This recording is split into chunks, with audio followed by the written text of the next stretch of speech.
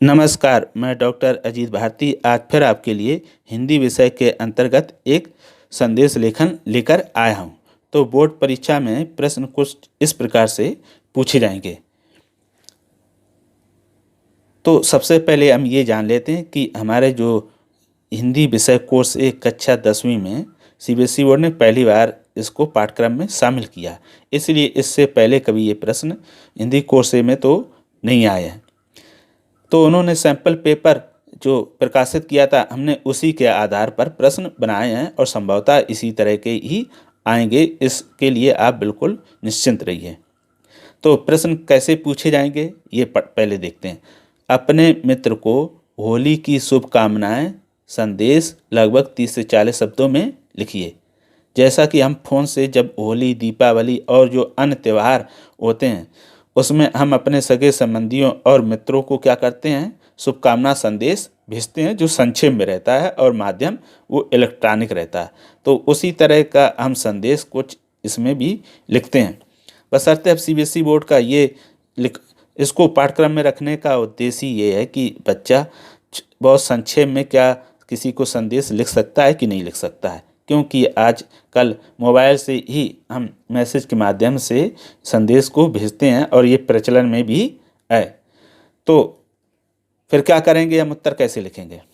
पहले उत्तर लिख देंगे, फिर लिख देंगे होली पर शुभकामना संदेश, या फिर ऐसा लिख देंगे संदेश लेखन। ठीक है। फिर पेन और स्केल की सहायता से हम एक क्या कर लेंगे, बॉक्स बना लेंगे।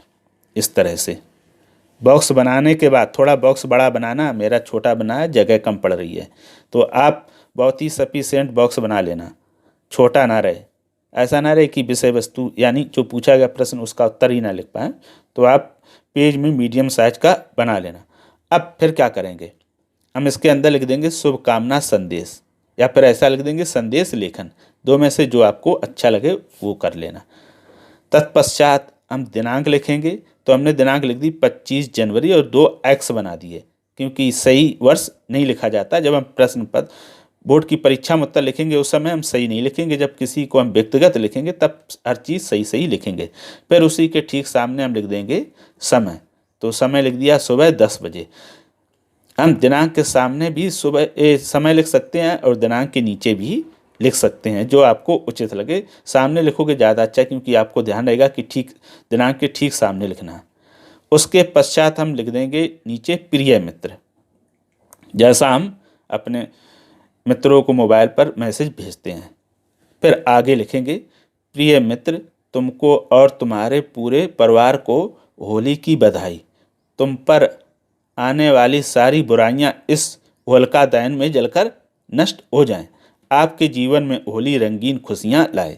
इस तरह से हम गद्य में भी लिख सकते हैं और हम काव्य में भी लिख सकते हैं, जो अक्सर होली के समय दो तरह से हम लोगों को संदेश भेजते हैं। काव्य का यानी दोहे से, शायरी से, उसके माध्यम से भी हम लिख सकते हैं, तो उसमें इतनी सारी नहीं लिखनी पड़ेंगी। फिर अंत में हम लिख देंगे, यहाँ लिखना होता आपका प्रिय मित्र, है ना। आप चाहो तो लिखें और नहीं तो सिर्फ इतना लिख दो का खा गा। अब का खा यानी नाम के स्थान पर, बोर्ड परीक्षा में हम नाम नहीं लिखते तो का खा गा उसकी जगह पर लिख दिया जाता। तो इस तरह से क्या हो गया, हमारा ये संदेश लेखन पूरा हो गया। तो फिर पूरा संदेश लेखन लिखने के बाद दिखाई कैसा देता है ये और हम एक बार देख लेते हैं। जब पूरा संदेश लेखन लिख देंगे तो इस प्रकार से दिखाई देगा। देखो, ये उत्तर लिखा हुआ, शुभकामना संदेश, ये दिनांक, समय, प्रिय मित्र और विषय वस्तु और नीचे का खागा।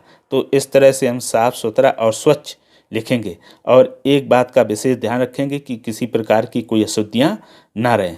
आप उन्हीं शब्दों का प्रयोग करें, ऐसी भाषा का ही प्रयोग करें जो सरल भी हो और जिसमें किसी प्रकार की कोई त्रुटियां ना हो। आप सरल और सही शब्दों का चुनाव करेंगे और ये जो ये रहते हैं फॉर्मेट, इनको ठीक से हम उनके उचित स्थान पर व्यवस्थित करेंगे। ऐसा ना लिखें कि बहुत ही भद्दा लगे।